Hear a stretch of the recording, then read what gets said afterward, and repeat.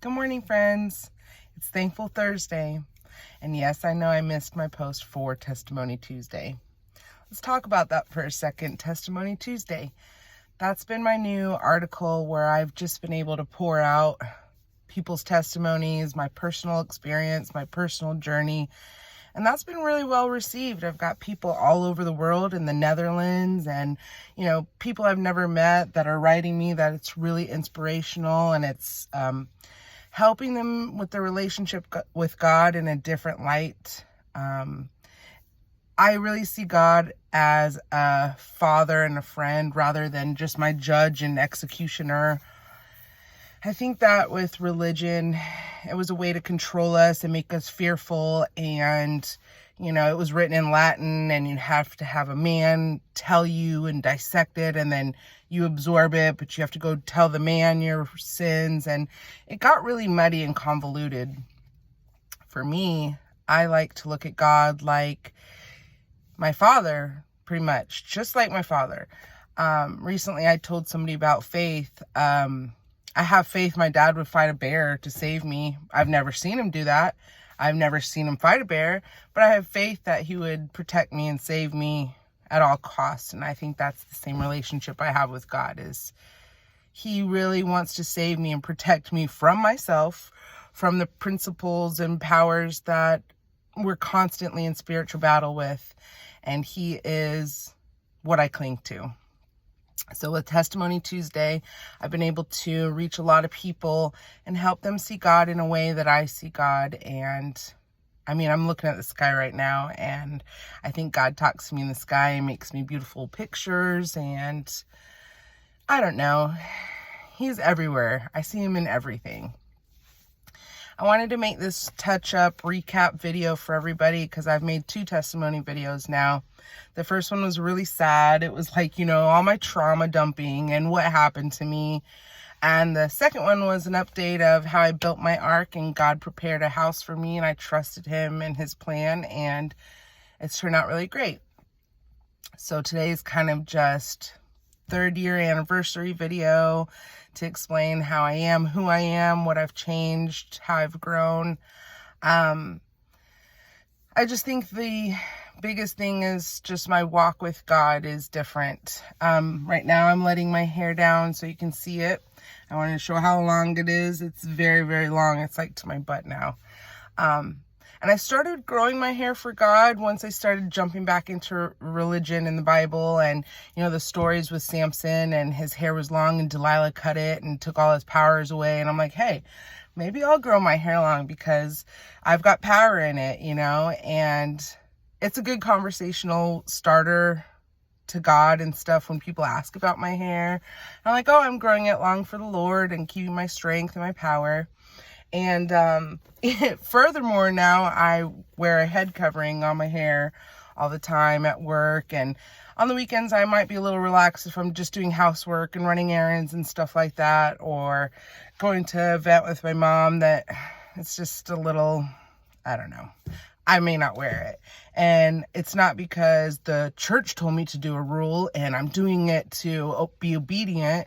To me, I decided to do it because I read a meme that said, Paul said you need to wear hair coverings in Corinthians. And they said, why? And they said, because of the angels. And y'all saw my video where I was like, well, if demons are real, God must be real. So I need to link up on the right side.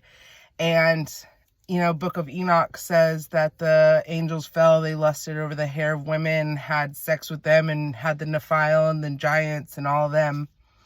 So for me, I'm just silly, and I'm like, oh, these angels ain't having sex with me. I'm covering my hair. They have no giants through me.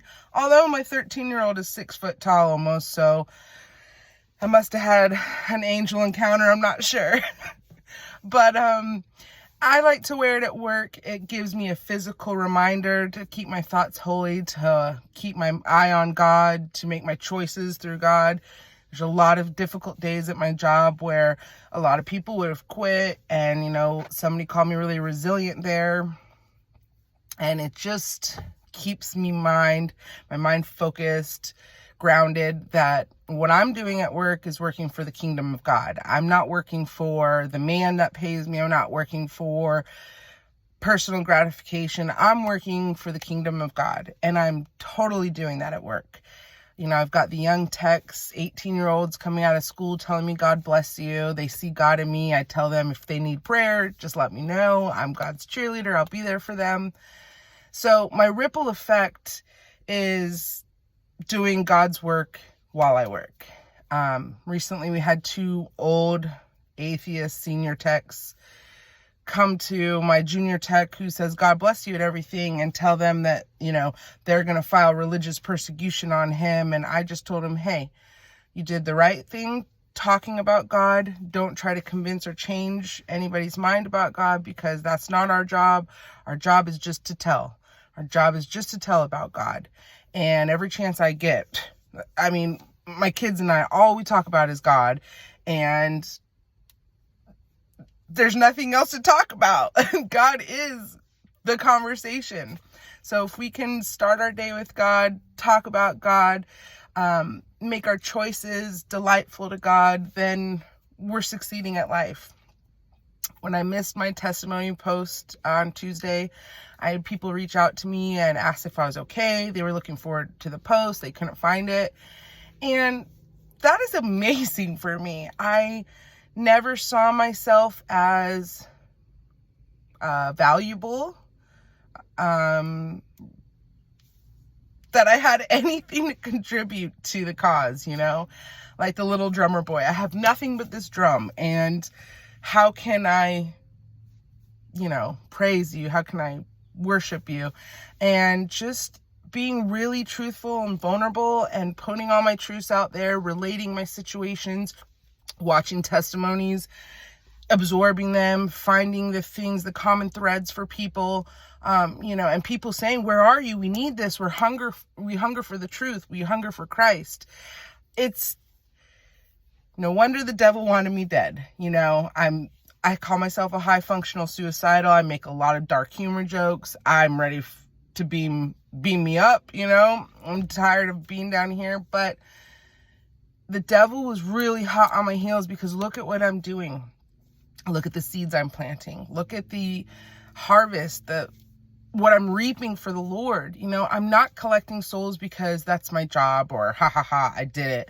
I'm doing it because if I think about the eternal damnation of hell, the fire, the flames, the eternity, the asking God for one drop of water and you can't get it, he can't give it to you.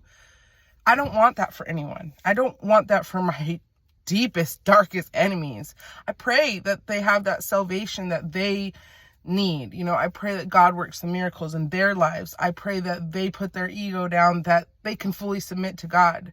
When I fully submit to God and became this vessel, and I'm opening myself out to give others that comfort and encouragement and confidence to come to God as a little kid and say, I'm tired, or I'm hungry, or what is a hippopotamus? I use that all the time for even my friends when they need a prayer and don't know what to say. Just hippopotamus, because God is complicated and you don't understand everything. You don't understand a hippopotamus and how it works, and it's the deadliest predator, and it's an herbivore, and it floats, and it's huge, and it should sink. I mean, things don't have to make sense to us.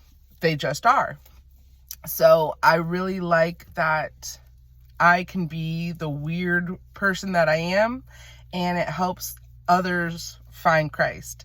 And I'm not, you know, overly religious, and I'm going to do all of these things to satisfy God. You know, we're a broken people. I'm going to fail every single day. But the best thing is today is the present. It's God's gift. I'm going to do the best I can today. I'm going to disappoint him and make my mistakes. At night, I'm going to ask him for forgiveness. I'm going to admit the things I did and the things I need help with. And tomorrow's a gift. It's, you know, a present to us that we get to get up and try again. So, you know, it's been 3 years since I've started this journey. I encourage you all to read what I'm writing. I encourage you to go to Veronica's blog, which she breaks down a lot of the satanic influence behind, you know, banking and culture. I like to do a lot of entertainment stuff and just expose it. You know, we're here to expose. We're here to tell the truth. We're here to tell about God. So even though it's difficult and the world tells us, you know, we're Christian nationalists and Easter's Trans Visibility Day, and the world is telling you 100 things, just stop it. Thank God. Stay in your gratitude. Stay in your lane. Don't look at what the person next to you has. You're in your own race. You live for God. You serve God. You make your children love and fear God, and the rest will work itself out.